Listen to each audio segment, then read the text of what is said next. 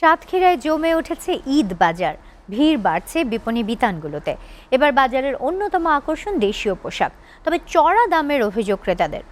অবশ্য এই অভিযোগ নাকচ করে দিয়েছেন ব্যবসায়ীরা। এদিকে মার্কেট সহ বিভিন্ন পয়েন্টে নিরাপত্তা ব্যবস্থা জোরদার করা হয়েছে বলে জানানো হয় আইন শৃঙ্খলা কর্তৃপক্ষের মাধ্যমে। সাতক্ষীরা থেকে শাহিন গোলদারের প্রতিবেদন। ঈদের অন্যতম অনুষঙ্গ নতুন পোশাক। বর্ণিল ফ্যাশনে নিজেকে সাজিয়ে তুলতে ব্যস্ত সাতক্ষীরার সব বয়সী মানুষ।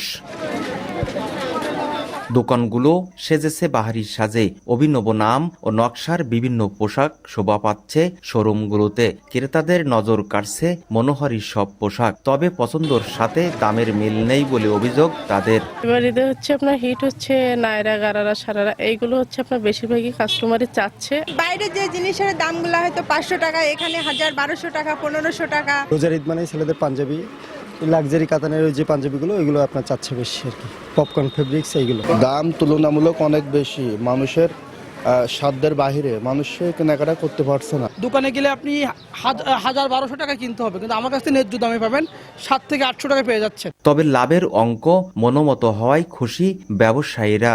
আলহামদুলিল্লাহ, এখন আমাদের বেচাকেনা খুবই ভালো এবং মার্কেটে মানুষের যাতায়াত এবং সবার আগ্রহ সহকারে মানুষ কেনাকাটা করছে।